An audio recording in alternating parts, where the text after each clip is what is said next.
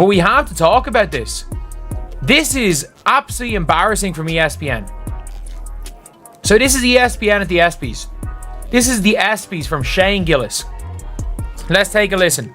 I can't show a clip just for copyright reasons. Let's take a listen to what he said.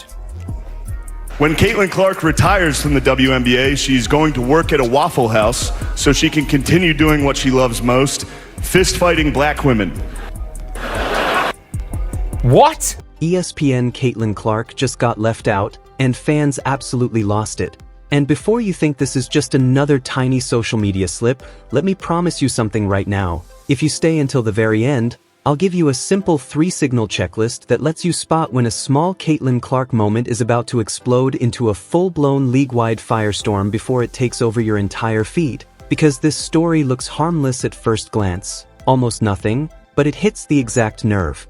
That makes people flip from calm to furious in seconds, and once you see it, you won't be able to unsee the pattern again.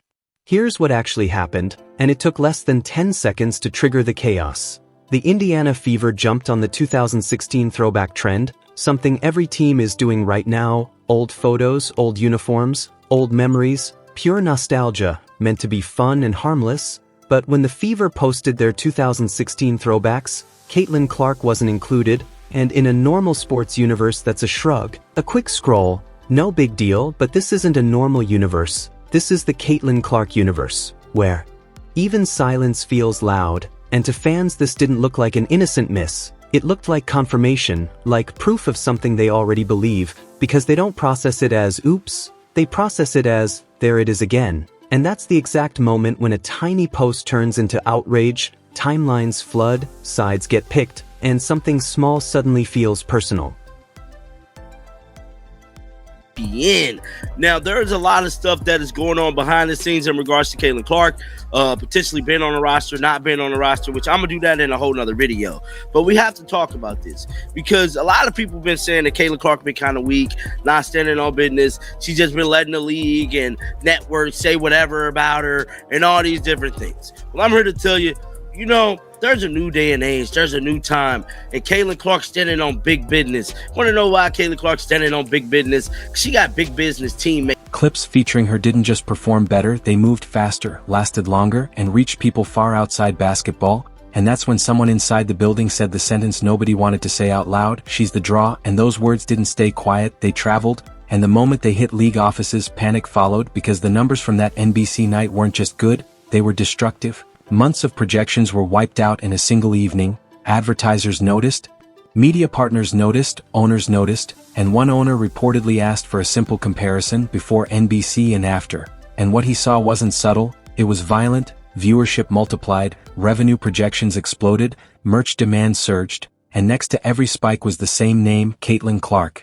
And that's when he stopped protecting the image and said it plainly in a private meeting. Revenue didn't grow evenly, it multiplied, and once that line leaked there was no fixing it, because multiplied means imbalance. It means one engine was doing work others weren't, and suddenly Angel Reese wasn't part of the conversation. Not because she wasn't talented, not because she didn't have fans, but because she didn't move the numbers, and that kind of shutdown doesn't need insults, it needs receipts. Journalists picked it up next, quiet confirmations, off-the-record nods, enough smoke to confirm fire, and then Stephen A.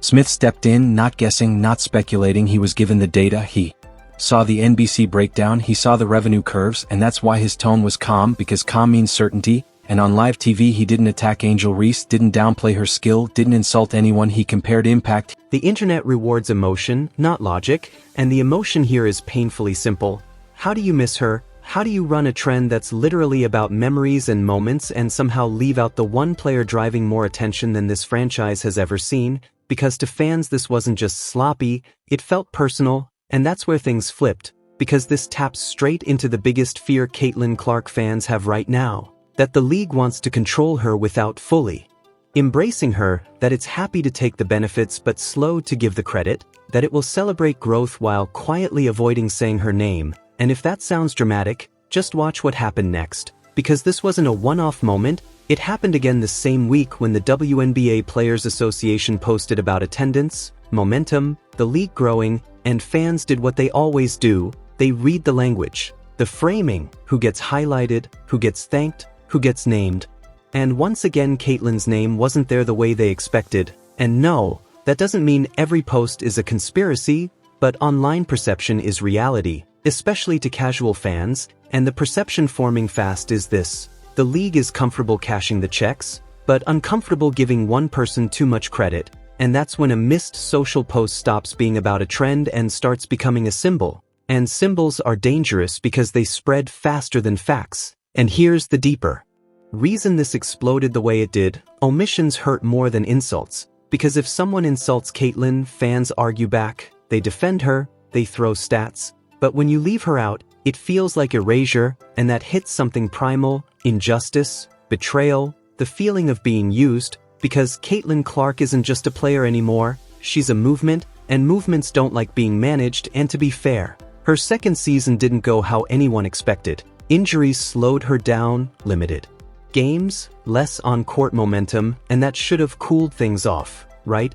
Except it didn't. It did the opposite, because when she's not playing, the conversation fills the gap. Fans don't go quiet, they get louder, they start scanning for signals, watching how the league talks about her when she's not forcing the story on the court. So every small omission becomes a test of respect, intent, and whether the league really understands what it's holding. And here's where it gets even bigger, because while all this is happening inside the WNBA bubble, outside of it the machine is moving in the opposite direction. Team USA 2026 talk is already building. Caitlyn Clark and Paige Buchers are right at the center of those future storylines, and that contrast is impossible for fans to ignore, because globally she's being framed as the future, while day-to-day moments make people feel like she's being minimized.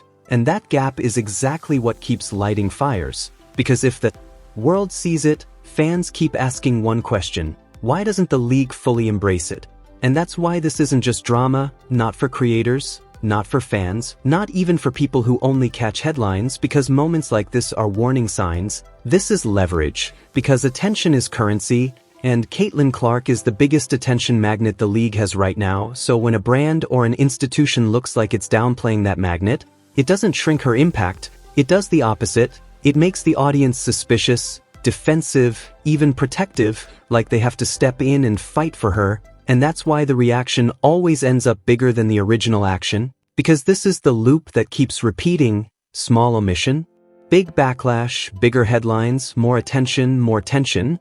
But here's the part most people miss: these blow-ups don't happen randomly, they follow a pattern, and this is the payoff I promised. Because if you want to predict the next Caitlyn Clark firestorm before it hits your feed, you just have to watch for 3 signals, and once you see them, you can't unsee them. Signal number 1 is a public omission where she clearly should be present: a graphic, a highlight reel, a promo, a list.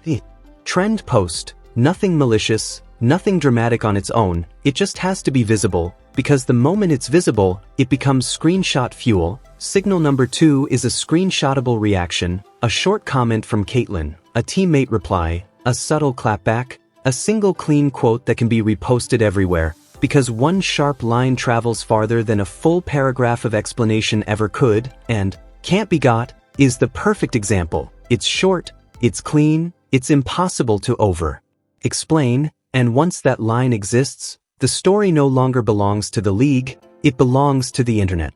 It's sharp, it's shareable, and that leads straight into signal number 3, when a second institution echoes the same omission vibe. And this is the real amplifier, because once a union post, a media segment, a brand graphic, or a commentator starts framing the moment as disrespect or erasure, it stops being one missed post and turns into a full narrative, and narratives are what actually go viral. So when you see signal 1 and signal 2 hit together, expect signal 3 to arrive fast.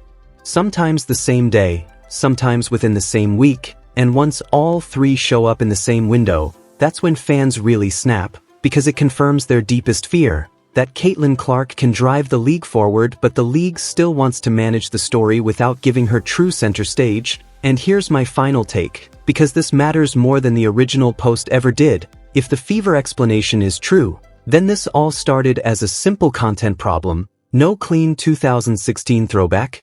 Fair enough, but the reaction proves something bigger. The league is no longer allowed to treat Caitlyn like an ordinary player in ordinary moments. because she isn't. Every post gets interpreted, every omission gets analyzed, every silence turns into a headline, and that's why the smartest move for any team, any league account, any institution is simple. If Caitlyn is part of your world, act like it publicly, say it clearly, show it consistently, because if you don't, fans will fill the gap for you. And when fans fill the gap, they don't do it gently, they do it loudly, emotionally, and in a way that forces everyone watching to pick a side.